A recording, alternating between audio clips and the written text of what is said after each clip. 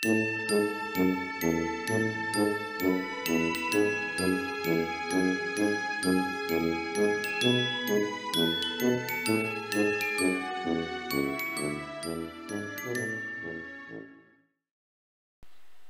everyone, Sandy here. Welcome back to tutorial video number 2 for my trunk mini album. Today we're going to make our fold out pages for the trunk that will go inside the trunk, and then we will finish patterning the inside of the trunk and do some decorating on the outside if we have time. So let's go ahead and get started.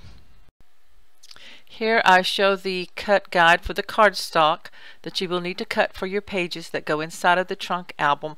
Also the score instructions, but I will go over those again for you. I've also included a cut guide here for the pattern paper that you'll put inside the trunk and what you need to cut for that. And as always, measure your project, dry fit each piece before gluing it down to be sure that it doesn't need trimmed a bit to fit. So your project may be just a little bit different than mine, so you want to double check that. For my album pages, I'm using the Artisan cardstock in the navy blue from countrycraftcreations.com. You can order this online. It's a really strong cardstock and works really well. Now you have 3 pieces that you cut to 6.5 inches by 9.5 inches, and you scored the 9.5 inch side here at 1/2 inch and then also at 5 inch. This will make the base pages, and they will all attach together so they can fold in and out of the trunk. You will also need 1 piece that's 6.5 by 4.5 that you do not score. So here I'm just showing you where I have scored the 1/2 inch, and then I'm burnishing it really good.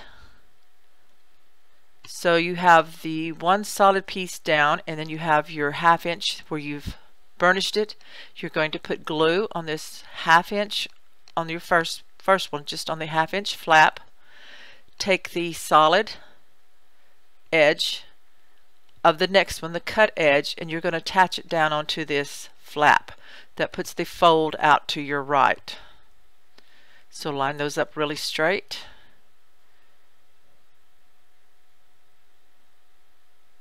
And burnish this down. Now this is going to give you pages, a finished page size of 6.5 by 4.5, which will work perfect for 4 by 6 photos. So go ahead and always burnish really well. So now I'm going to fold again. So you see how we have it with the fold to the right, folded edge, and the hinge here to the left.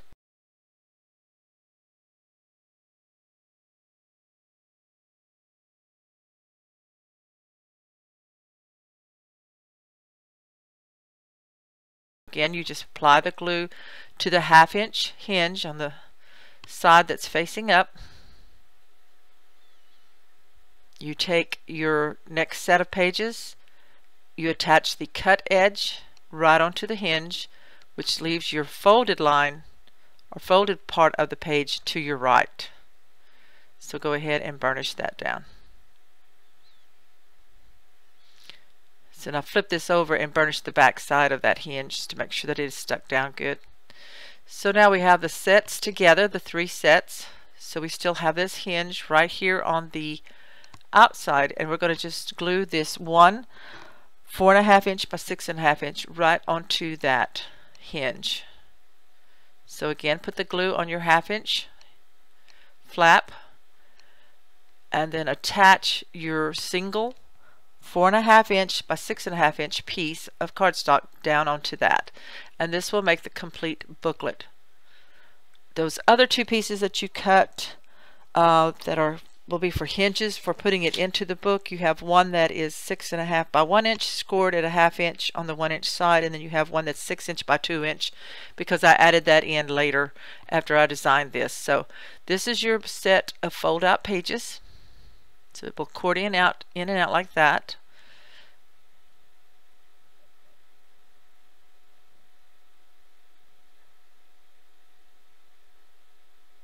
So you will pattern all these. You can do these in the box or outside of the box, whichever you prefer.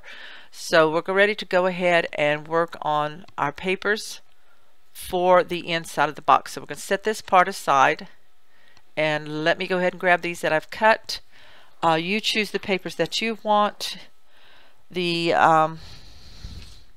inside of the box, I have 2 that are 6 7/8 by 5 inches, and I have 4 that are 1 3/8 by 6 7/8, and 4 that are 1 3/8 by 5 inches. So I'm just inking the edges right now, and then we're going to go ahead and glue those into the trunk on the inside. So open up your trunk so you see that it's not finished here on the inside, in the top and in the bottom. So I'm just checking my hinges, see if there's any excess glue that needs to be removed. So I'm going to use this pine trees and pine cone branches, and I'm going to glue it into the bottom. Now I do suggest when you have cut yours that you dry fit each piece to make sure that you don't need to trim some. Sometimes you need to trim. I think I've already done mine, hopefully. And so this should just fit down right into the bottom here. Make sure that it's lined up good, and then you'll burnish that inside.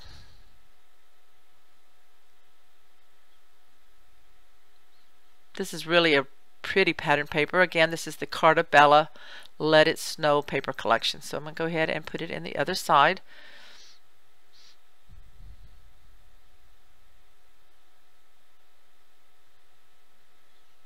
And I am using the Art Glitter glue, the Dry Clear Designer glue. Art Glitter is just the name. It doesn't mean that it's got glitter in it or anything. That it's just, it was designed for use with glitter, but it works on these projects just wonderfully. It dries clear, it holds really well, and it's almost the only adhesive that I use except for some score tape. So go ahead and burnish this second one in, and then you're ready to pattern the sides, which I'm using the Wood Look Simple Stories paper. And so I'm just going to go ahead and speed up the video while I pattern all the inside edges. Make sure you put plenty of glue onto the prongs of your hinge and press down really well, burnish down. Don't push too hard. You don't want to poke through your paper, but you do want to get it covered really good with the paper and make sure your edges are sealed.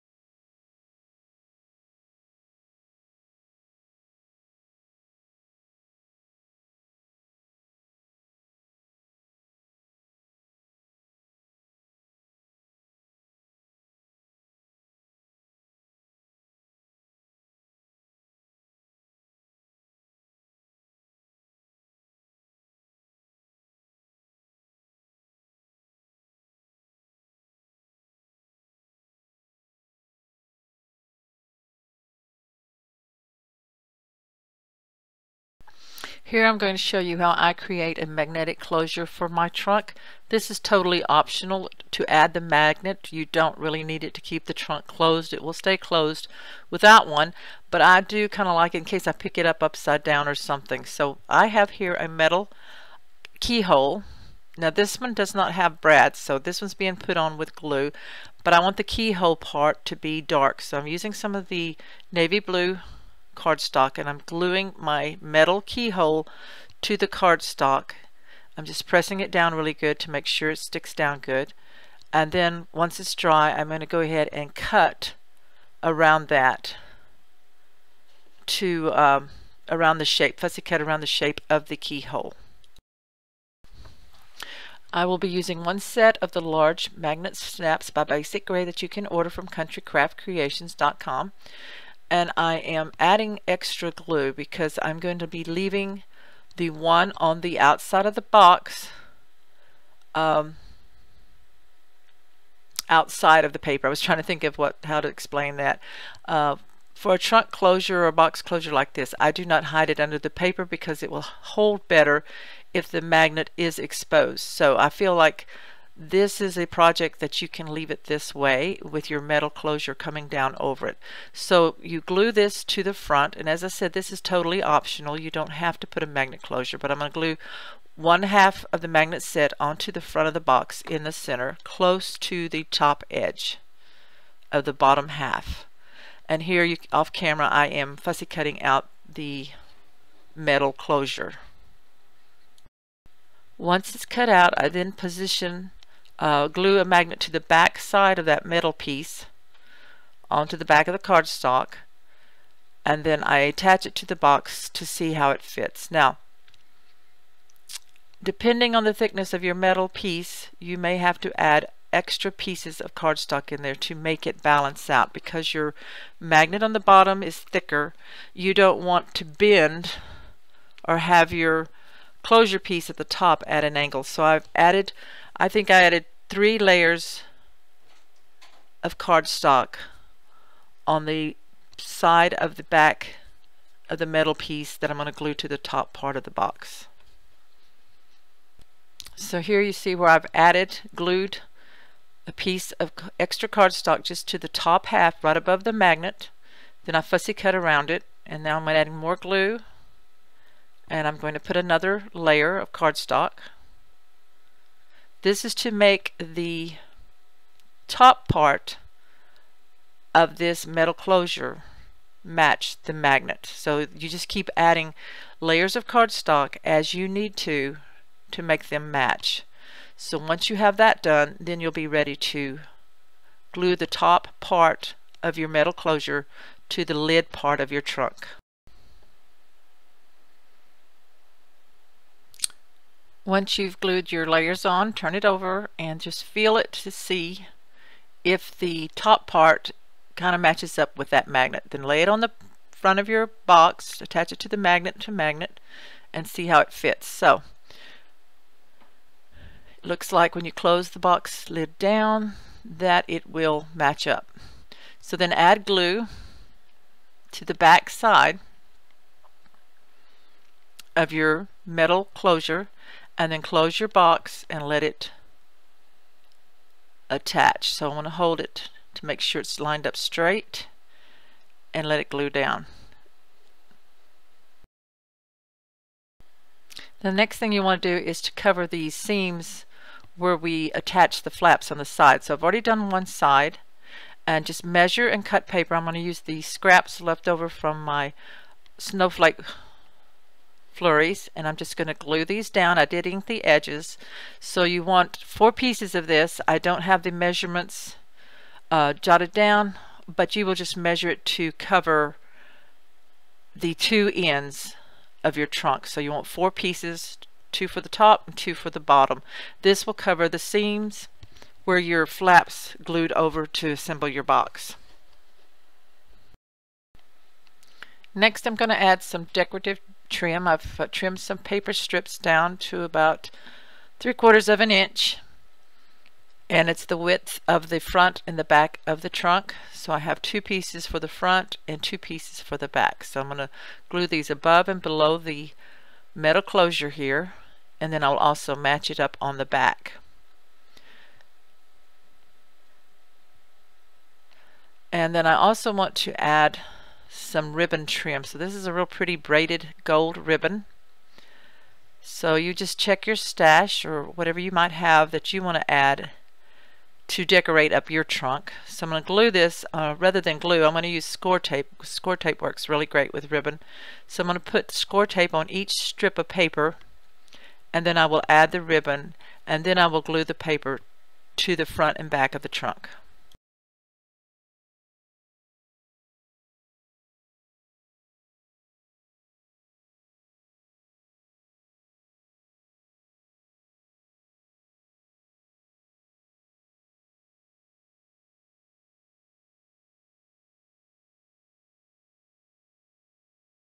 pieces of this trim to the front, 2 pieces to the back, and you see the snowflakes are on the side, pattern papers on the side. So that's the finishing of the trunk there. Now here you will see, for some reason I didn't get mine straight, right there on that left corner. So I'm going to show you how to do a fix. I have these flat metal corner pieces. I actually trimmed them down a bit to fit. I used my Tim Holtz scissors and just trimmed them down. So I'm going to glue one to the left and one to the right, and I'm going to position the one on the left where you see that angle there where I obviously didn't pull my corner correctly. Maybe my chipboard was cut too short. I don't know. So sometimes you do have these kind of mistakes with paper crafting, but you just fix it. So I put glue on the back of this metal corner. You could punch paper ones, whatever you have trim that you could use to fix a mistake. This is what I had in my stash that worked for me, and in the end I like the end result of it. So I'm gluing one to the right side to make sure it matches up.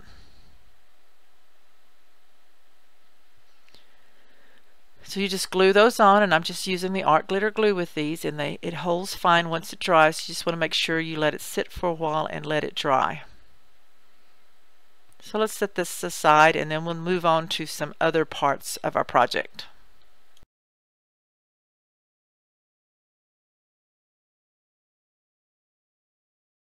I don't always show all the decorating steps in my tutorials, but I thought it'd be fun for this one to kind of give you an idea of what I did with this one. Now I cut out the snowflake snow globe from the cut apart of the paper collection, and then I matted it to cardstock. I matted it to a square of cranberry cardstock, the artisan cardstock, and then also to some green that I had some scraps of. So just whatever you have on hand. You could use the navy blue too. And I'm just going to line this up.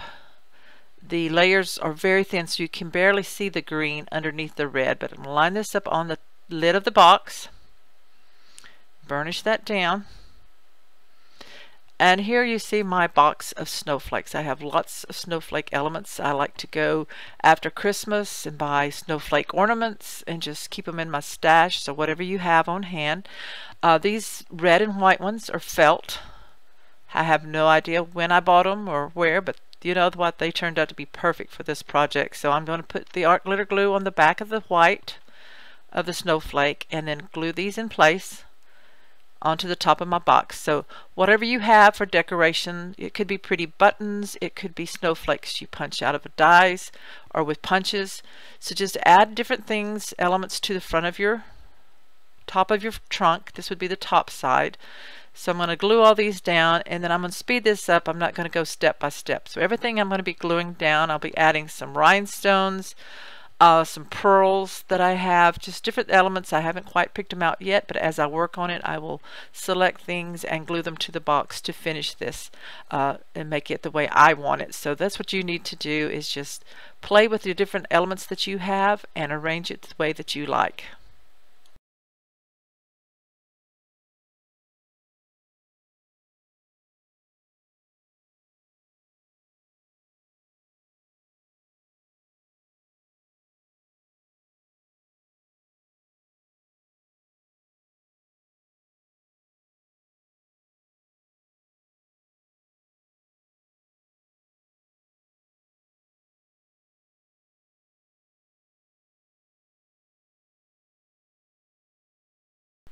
Okay, so I think that finishes the outside of my little trunk, and we're ready to work on the pages. I'm going to stop video 2 here. So in video 3, check back for adding the pages to the album and finishing the project up. Thanks for watching. Bye-bye.